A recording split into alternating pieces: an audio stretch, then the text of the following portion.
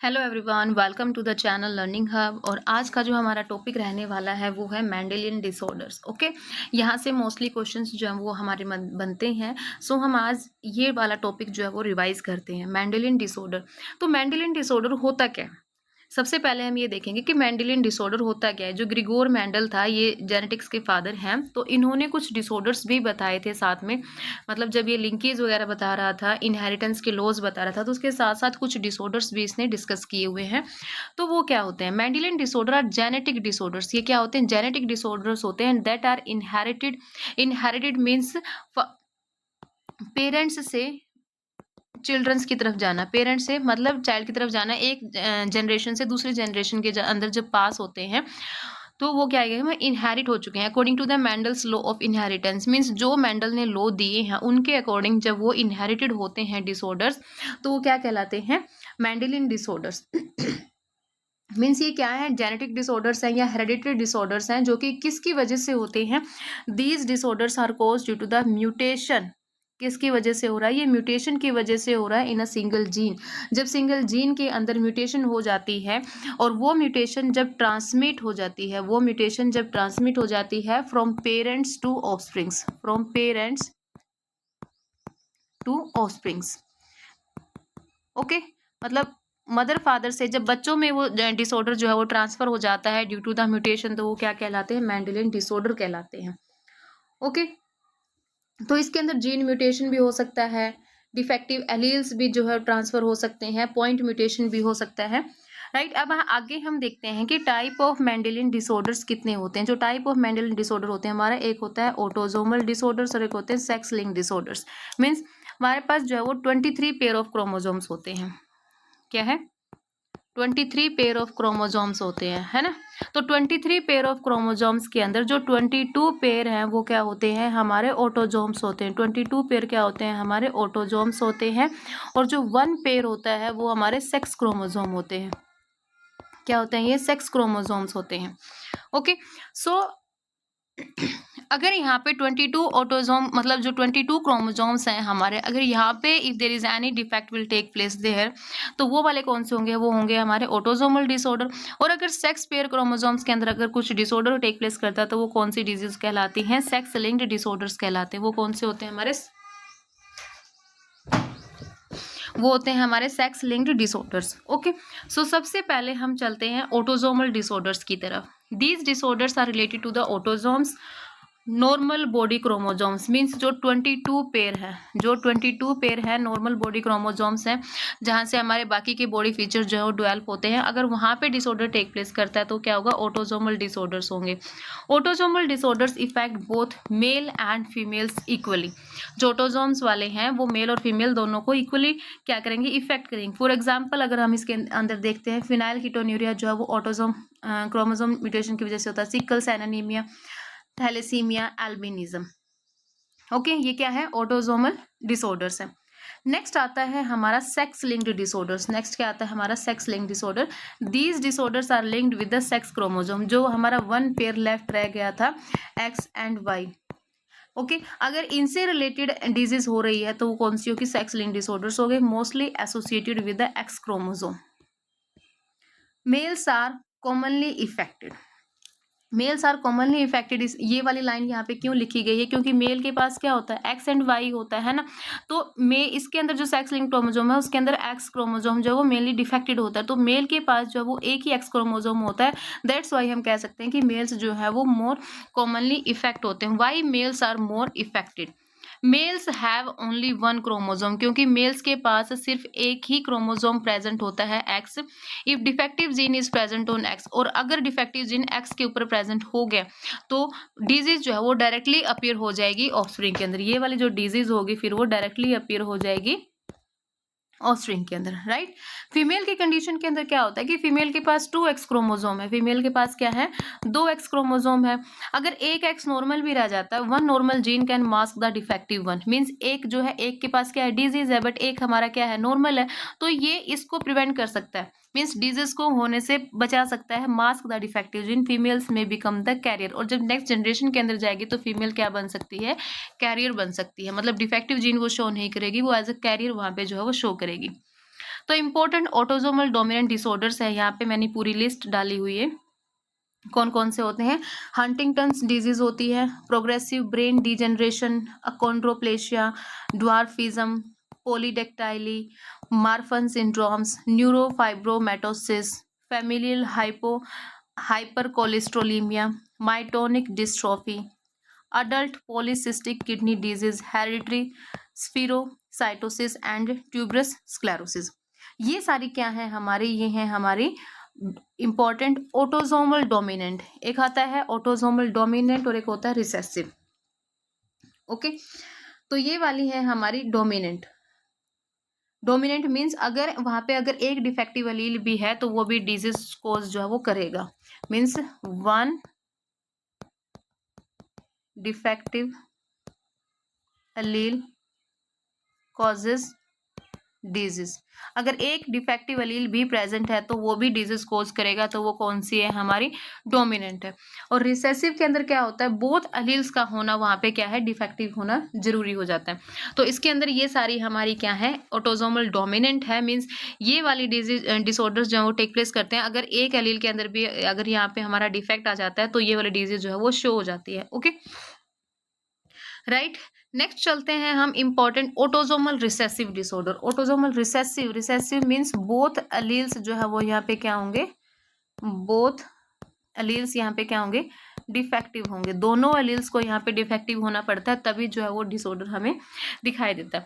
अब इसके अंदर आते हैं हमारे पहली है ऑटोसोमल रिसेसिव डिजीज के अंदर कौन सी आती है, सिकल सेल एनीमिया है, थैलेसीमिया है, फिनाइल कीटोन्यूरिया है। Sickle cell anaemia, thalassaemia, phenylketonuria, albinism, cystic fibrosis, Tay-Sachs disease, galactosemia, Wilson's disease, congenital deafness, and Geroderma pigmentosum. Okay, these are the autosomal recessive disorder. Done. यहाँ पे जो important है वो हमें याद करनी पड़ती हैं, जैसे सिकल सेल एनीमिया इसका मोस्टली पूछ लिया जाता है, थैलेसीमिया है, फिनाइल कीटोन्यूरिया है, अल्बिनिज्म है, सिस्टिक फाइब्रोसिस, टे-सेक्स डिजीज, यहाँ से मोस्टली जो है वो कई बार क्वेश्चन जो है वो बन जाता है। मेनली इन तीनों में से तो बनता ही है। देन आता है हमारे पास types of sex linked disorders. अब सेक्स लिंक्ड डिसऑर्डर के अंदर भी हमारे एक पास क्या है, दो क्रोमोसोम होते हैं, एक होता है एक्स, एक होता है वाई। तो X linked disorder and the Y linked disorder. तो X linked recessive disorder mostly कहाँ इफेक्ट होती है, मेल्स के अंदर इफेक्ट होती है। फीमेल्स क्या होंगे, यूजुअली कैरियर होती हैं उसके अंदर। फॉर एग्जाम्पल अगर हम देखें haemophilia and the colour blindness, haemophilia and the colour blindness ये हमारी क्या है एक्स लिंक्ड रिसेसिव डिसऑर्डर्स है। Okay,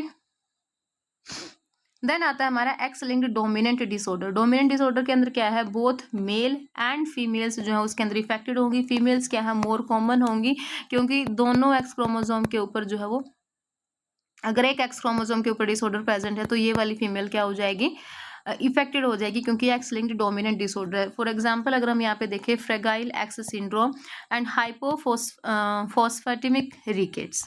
done, next is the examples of Y linked traits. Y linked traits, hyper Y linked traits यानी कि Y chromosome के ऊपर ये वाला डिसऑर्डर पाया जाता है, जैसे कि hypertrichosis of pinna, Y linked infertility, hairy ears trait. कौन कौन सी इसके अंदर, hypertrichosis of pinna, Y linked infertility and hairy ear traits. Then these are the Y linked disorders. Okay, अब हम यहाँ पे थोड़ा सा डिटेल में करते हैं हीमोफीलिया को। हीमोफीलिया क्या था, सेक्स लिंक्ड रिसेसिव डिजीज है। ये क्या है, सेक्स लिंक्ड रिसेसिव डिजीज है। यहाँ पे हमने पढ़ा था this one, X linked recessive disorder, haemophilia and colour blindness. Okay, तो हीमोफीलिया को हम थोड़ा देखते हैं। Haemophilia is an X linked recessive genetic disorder in which blood clotting is delayed due to deficiency of clotting factor. Means इसके अंदर क्या होता है कि अगर कोई चोट लग जाती है तो वहां से ब्लीडिंग स्टार्ट हो जाती है ना, क्लोट नहीं बन पाता। और वो क्लोट क्यों नहीं बन पाता है, due to the absence of clotting factors. जो क्लोटिंग फैक्टर्स होते हैं हमारे उसकी एब्सेंस की वजह से ब्लड क्लोट जो है वो नहीं बन पाता, और वहां पे डिसऑर्डर कौन सा टेक प्लेस कर जाता है, हीमोफीलिया। टाइप्स ऑफ इनहेरिटेंस कौन सा, ये एक्स लिंक्ड रिसेसिव डिसऑर्डर है। ओके, कौन से क्लोटिंग फैक्टर एब्सेंट होते हैं, क्लोटिंग फैक्टर जो 8th है उसकी वजह से क्या होगा, हीमोफीलिया ए, और जो क्लोटिंग फैक्टर 9 है will cause the haemophilia B. Means अगर क्लोटिंग फैक्टर 8 एब्सेंट है या डेफिशिएंट है तो हीमोफीलिया ए होगा, और क्लोटिंग फैक्टर 9 अगर डेफिशिएंट है तो क्या हो जाएगा, हीमोफीलिया बी जो है वहां पे टेक प्लेस करेगा।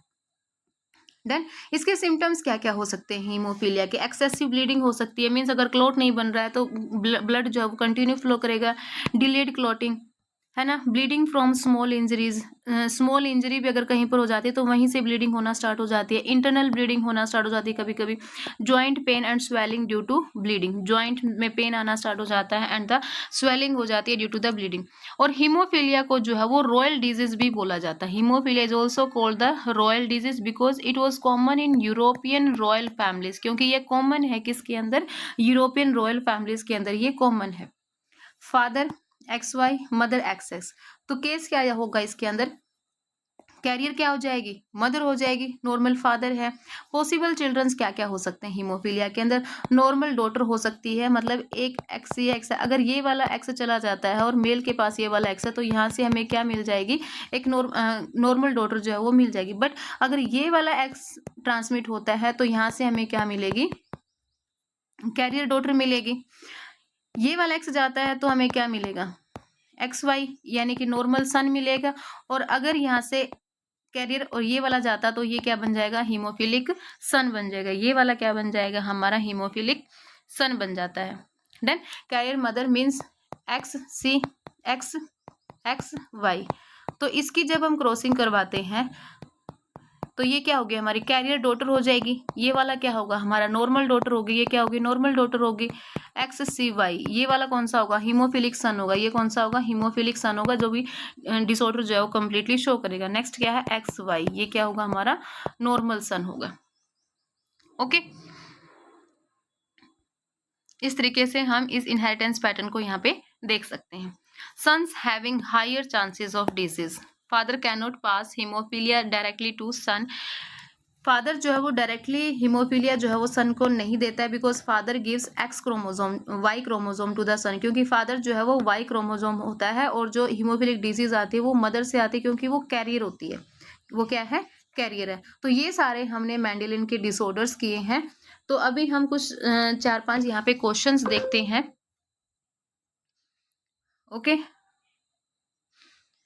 Important questions, which of the following disorder is autosomal dominant, कौन सा इसमें से ऑटोसोमल डोमिनेंट है। थैलेसीमिया है, हीमोफीलिया, हीमोफीलिया हमने अभी भी पढ़ा है। हीमोफीलिया क्या था हमारा, सेक्स लिंक्ड रिसेसिव था, है ना, सेक्स लिंक्ड रिसेसिव डिसऑर्डर था। कलर ब्लाइंडनेस भी क्या था, सेक्स लिंक्ड रिसेसिव डिसऑर्डर था, रिसेसिव था। थैलेसीमिया क्या है, ये ऑटोसोमल रिसेसिव है, ऑटोसोमल रिसेसिव है। तो हमारा ऑप्शन यहाँ पे क्या बचाता है, हंटिंगटन डिजीज, जो कि वो क्या है, ऑटोसोमल डोमिनेंट है। डन।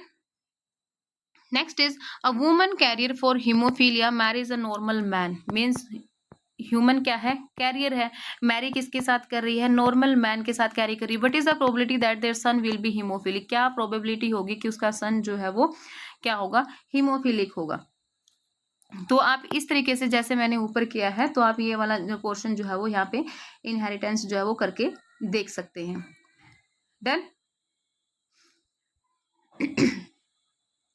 क्योंकि हीमोफीलिया क्या है, एक एक्स लिंक्ड रिसेसिव है, sons receive Y chromosome from the father and X from the mother, तो चांसेस क्या हो जाएंगे हमारे 50%। Which Mendelian disorder occurs due to mutation in gene controlling haemoglobin synthesis, which Mendelian disorder occur due to the mutation in, means mutation होती है jeans के अंदर और कंट्रोल करता है हीमोग्लोबिन की सिंथेसिस को। डॉन सिंड्रोम नहीं, थैलेसीमिया, यस, थैलेसीमिया के अंदर क्या होता है हमारा, थैलेसीमिया के अंदर जो है वो हमारा ब्लड की फॉर्मेशन होती है, ब्लड की क्या होती है, फॉर्मेशन होती है। और अगर हीमोग्लोबिन सिंथेसिस कम हो जाता है तो ये हमारा क्या हो जाएगा, थैलेसीमिया, यानी कि reduction in the production of blood, reduction in production of blood. Done, answer क्या होगा हमारा, थैलेसीमिया। डन। फोर्थ क्वेश्चन है, in sickle cell anaemia glutamic acid is replaced by valine, yes, at which position of the beta globin chain, कौन सी position पर होती है ये बीटा ग्लोबिन चेन की, ये पॉइंट म्यूटेशन होती है, क्या होती है, ये पॉइंट म्यूटेशन होती है, जिसकी वजह से ये चीज टेक प्लेस करती है। जो आरबीसीज हैं वो किस शेप की हो जाती हैं, वो सिकल शेप्ड की हो जाती हैं। किस शेप की हो जाएंगी, वो सिकल शेप्ड की हो जाती हैं। तो ये कौन सी पोजीशन पर होता है, ये होता है हमारा 6th position of beta globin chain, 6th position of beta globin chain. Okay, last question करते हैं हम, identify the sex linked disorder from the following. इसमें से सेक्स लिंक्ड डिसऑर्डर कौन सा है, फिनाइल कीटोन्यूरिया, ऑटोसोमल रिसेसिव है, सिस्टिक फाइब्रोसिस, हीमोफीलिया, एल्बिनिज्म। तो इसमें से कौन सा है हमारा, हीमोफीलिया क्या है, सेक्स लिंक्ड डिसऑर्डर है, राइट। सो इस तरीके से क्वेश्चंस जो है वो हमारे मेंडेलियन डिसऑर्डर से बनते हैं।